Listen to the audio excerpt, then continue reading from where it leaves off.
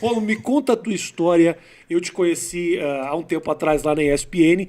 Quase que assim, você galgando degraus como um comentarista que estava cobrindo. Narrador que fazia. Era um backup Sim. e foi crescendo. Mas eu quero que você me conte a tua história de como que você chegou na narração esportiva. Eu sou mineiro, sou de Divinópolis, que é 1h30 de Belo Horizonte, mas morei também em BH há uns 10 anos, fiz faculdade lá. E fiz um teste na ESPN em 2008, fim de 2008. Eu tenho um narrador na ESPN que chama Ari Aguiar, que é mineiro também. Eu já conheci o Ari de Minas Gerais, trabalhei em rádio com ele lá em Minas. E rádio basicamente só faz futebol. Então você fazia futebol já? Futebol, em rádio, em Minas. Não tinha possibilidade, mas eu sempre quis fazer os outros esportes, principalmente. Baixa só um pouquinho o Rômulo aqui. O Rômulo tem uma voz, um negócio... Falo alto, né? Não, manda Também ver. tem muito convidado alto, né? Então tem, o Benjamin... Eu gostei quando você Entendi. chamou o Benjamin Black. Eu pensei, o Benjamin trabalhando no Uber. Eu errei. Eu botei Benjamin Black. Foi muito bom. Foi ridículo, cara. Mas eu tava falando, então. Aí fiz um teste. Esse é meu envolvimento com o futebol. Eu chamo os caras tudo do nome, ótimo. tudo bem. A NBA é muito melhor que futebol. Porra, a NBA, bom, tudo bem. É A gente muito A melhor. gente não vai falar muito sobre isso, vai lá. Mas aí, em 2008, fiz um teste. O Ari soube na ESPN que estavam precisando de narrador, principalmente para outros esportes, né? Para beisebol, futebol americano, basquete. Aí, como ele me conhecia, eu fui chamado para um teste em 2008. Tá. Fiz esse teste em 2008, não sei se você lembra. Foi numa época que teve a crise financeira internacional. Sim, senhor, claro que lembro. Eu fiz o teste, fui aprovado até. O Trajano não estava, era o Trajano na época na ESPN. Ele estava de férias em dezembro, mas em janeiro ele me chamou lá para acertar tudo e eu comecei em fevereiro.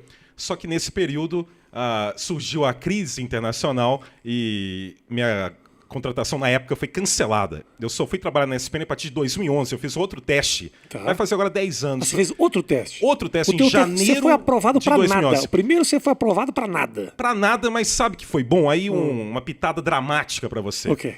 Em 2008, pior que é triste isso, mas ainda bem que deu tudo certo. Tá. A minha agora esposa, na época namorada, teve um AVC. Quase morreu. 2008. 2008, em agosto de 2008. Eu fiz esse teste em dezembro de 2008. Caramba. Fazia um mês que ela tinha voltado para casa. Ela ficou hospitalizada do fim de agosto, setembro, outubro, só foi para casa em novembro. Foi uma coisa horrível. Então eu fiz o teste, mas eu não estava em espírito no teste. Entendi. Passei, mas eu não tinha muita condição de mentalmente, emocionalmente, de mudar de BH para São Paulo e ter uma vida tranquila com aquela situação. Naquele momento, quando teve a crise lá e cancelaram a minha contratação, claro que no momento eu lamentei pela questão de emprego, né?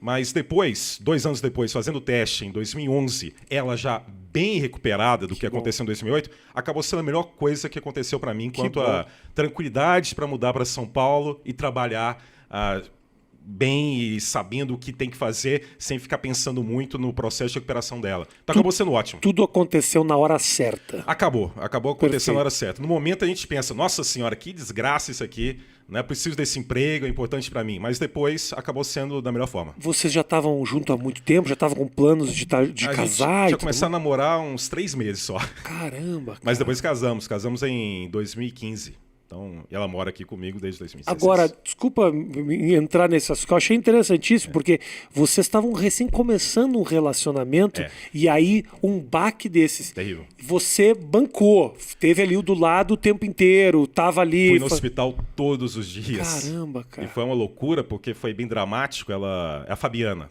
dá nome, né? Fabiana. Ela teve um AVC, assim, brutal. O médico, na época, falou que ela tinha 1% de chance de sobreviver. E não sei, teve um erro de comunicação no hospital na época, em BH, isso em BH, né? Que o pai dela me ligou numa noite de domingo, quando ela foi internada assim na sexta-feira, e foi piorando, né? Tumor. É porque ela foi em outros hospitais antes, no mês de agosto, e falava que era enxaqueca. Não diagnosticaram que era um tumor, que ela estava com derrame. Nossa, Tumor não, derrame. Isso.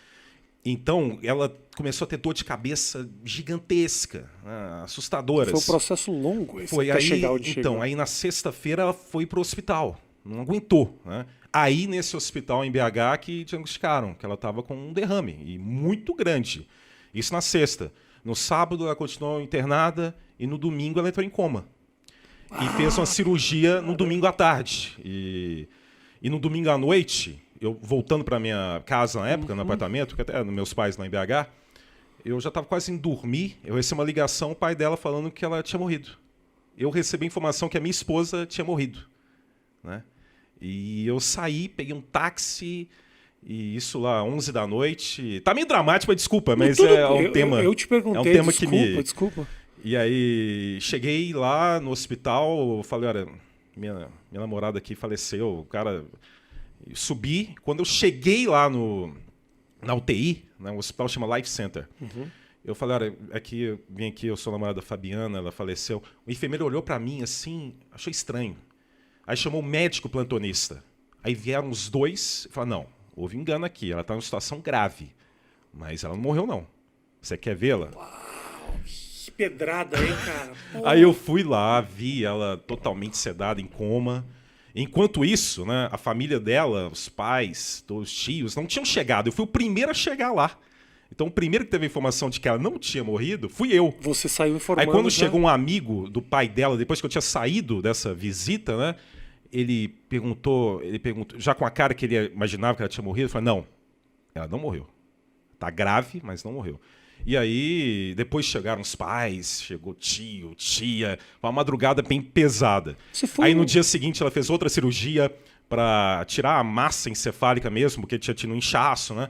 E aí foi um drama de meses e meses até a recuperação dela. Ela, claro, ela acabou tendo uma hemiplegia, né, no lado direito, mas diante do que foi, é realmente um milagre. Eu nem sou, para falar a verdade, religioso, mas eu deixei de ser agnóstico. Porque eu era agnóstico e negava qualquer possibilidade de auxílio externo, sobrenatural. E nesse caso eu tenho convicção que teve. Então eu comecei a respeitar mais esse tipo de situação. Então foi um drama e depois fiz teste, aí teve a crise, aí eu fiquei mais em BH e só em 2011 que eu mudei para São Paulo. Então, isso aqui é muito louco. Bom resumo. Meu pai é médico, né? Meu pai é médico e eu falava muito de Deus com ele. Eu sempre tive essa curiosidade de saber Deus exatamente nessa. Eu sempre fui meio não acreditava. E um dia eu perguntei pro meu pai, mais velho, pai, você acha que esse negócio de Deus aí, você acha que esse negócio existe? Ele me falou, ele é médico, né? Ele falou, olha filho, eu nunca acreditei, mas eu sou médico. E eu já vi coisas que não tem absolutamente nenhuma explicação científica de pessoas desacreditadas que um dia acordam e estão lá comendo biscoito com a família. Você fala...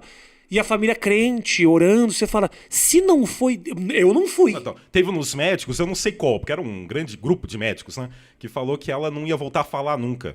Cara, é uma das pessoas que mais fala no planeta Terra. Até gostaria que falasse menos. Exatamente. Então, foi meio turbulenta toda a história. Até chegar a São Paulo e começar a trabalhar na ESPN, com a Nação Esportiva, eu tive esse capítulo aí que foi tenso.